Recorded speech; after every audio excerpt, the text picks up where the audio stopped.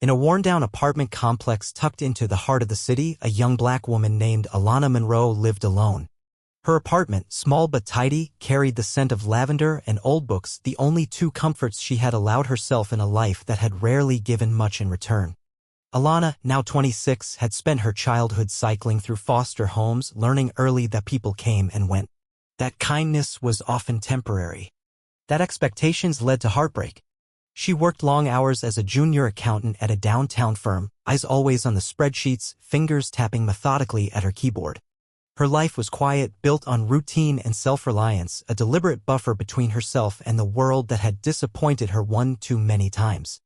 But there was one exception to that solitude: a gentle knock at her door each morning at precisely 6:45. 3 soft, rhythmic taps. Always the same. Always polite. On the other side of that door stood Mr. Thomas Whitaker, an elderly white man with soft eyes and a weathered face, probably well into his 80s. His gray coat hung loose on his thin frame, and his hands, marked by age, held a small thermos cup as he asked quietly, "Good morning, miss. Might I trouble you for a bit of warm water for my medicine?" There was something humble in the way he asked, something that disarmed the walls Alana had spent years building. She had heard his knock for months before she ever opened that door. When she finally did, meeting his gaze for the first time, she saw no pity, no expectation, just a simple request and the faintest smile. Without hesitation, she nodded and filled his cup from her kettle. And so began their quiet routine. Each morning, Mr. Whitaker would knock. Each morning, Alana would pour. They spoke little at first, polite exchanges about the weather, small inquiries about health, but those few words slowly became the heartbeat of Alana's mornings. In a building where neighbors kept their doors closed and conversations were rare, their daily ritual became a gentle constant. But outside Alana's door, not everyone was so kind to Mr. Whitaker. She often overheard the grumbles of other tenants. "Go buy your own kettle, old man," one neighbor had spat, slamming his door shut. Others ignored him entirely. Yet Mr. Whitaker never raised his voice, never responded with anger. He only nodded, thanked whoever bothered to answer, and moved on. Alana admired that quiet persistence, the strength it took to remain gentle in a world that was anything but. It wasn't long before she learned his full name, Thomas Whitaker. She didn't know yet how much that name would come to mean to her. One cold morning, as Alana prepared her usual cup of tea, she noticed the absence of the familiar knock. 6:45 came and went. Then 7 o'clock. Concern knotted in her stomach. Something was wrong. She knocked on the door of apartment 4, the place where she knew Mr. Whitaker lived. No answer. Panic rising, she rushed to the building manager, Mr. Garcia, who reluctantly fetched the spare key. Together they entered the apartment. There, on the floor near the small kitchen table, Mr. Whitaker lay collapsed, one hand outstretched toward a chair, the thermos spilled nearby. His face was pale, his breathing shallow. Alana's voice shook as she called 911. Please hurry," she whispered, kneeling at his side, gently holding his hand. "I'm here, Mr. Whitaker. I'm here." The paramedics arrived swiftly, working with practiced urgency, fitting an oxygen mask to his face, checking vitals. One of them turned to Alana and asked, "Are you family?" She hesitated only a moment before replying softly, "I'm the closest thing he has." At the hospital, they stabilized hemostroke, the doctors said. A serious one, but they had caught it just in time. Alana stayed at his bedside, her hand wrapped gently around his, refusing to leave. When asked again about their relationship, she simply answered, "I'm his friend. I'm someone who cares." Hours passed. Nurses came and went. The machines beeped steadily, and Alana held on. When Mr.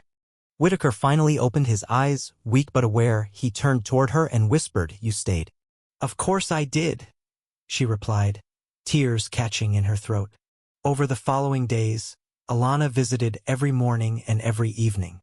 She brought him warm socks, newspapers, and jars of her homemade ginger tea, the kind he liked best.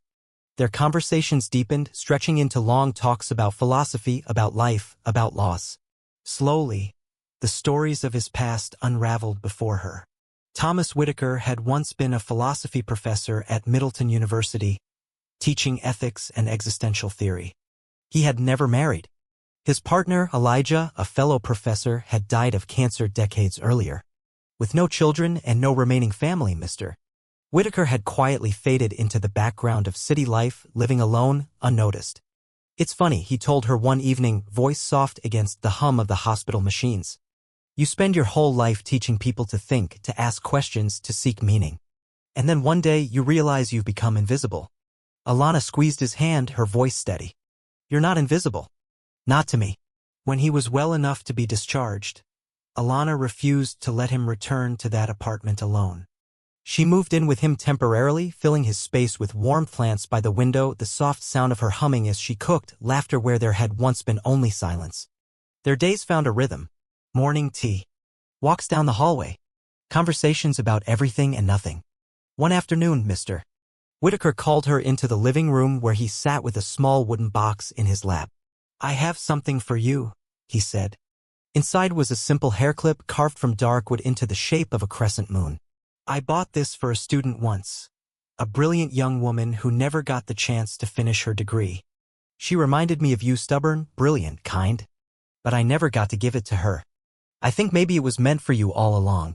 Alana blinked, fighting back tears as he reached up and gently placed the clip in her hair. That's how a daughter should wear her crown, he said softly. No one had ever done that for her before. Their bond deepened. They were no longer just neighbors, they were family. Chosen, not born. Alana shared their story one night on her quiet blog. The Father Next Door, she titled the post, pouring out the truth of their unlikely friendship and the way it had filled the empty spaces inside both of them. She didn't expect much, but the story spread. Readers wrote in, sharing their own experiences, their regrets, their thanks. Some remembered Professor Whitaker from his teaching days, their words echoing the impact he had made on their lives. One reader, Marcus Bailey, CEO of a major finance firm, sent a personal message. I wouldn't be where I am today if it weren't for Professor Whitaker. Soon after, Marcus came to visit. The reunion between the former student and his old professor was emotional, heartfelt. Marcus, touched by the story, established a scholarship in Mr. Whitaker's NAMIA fund for first-generation college students pursuing philosophy. At the scholarship's unveiling ceremony, Alana stood at the podium, her voice steady, her hair pinned back with the wooden crescent moon clip. I never called anyone dad before, she began, her voice soft but strong. But Thomas Whitaker showed me that love doesn't need blood. Love just needs to show up. And he did. Every day. Until one day I realized I had a father after all. The crowd rose in applause, but the most important smile came from Mr. Whitaker himself, sitting proudly in the front row. As the years passed, their bond remained unbreakable. And though the world might have seen them as unlikely companions, they knew the truth, they had found each other exactly when they needed to. Not all family is given. Some family is chosen. And sometimes the greatest gift we can offer one another is simply to stay.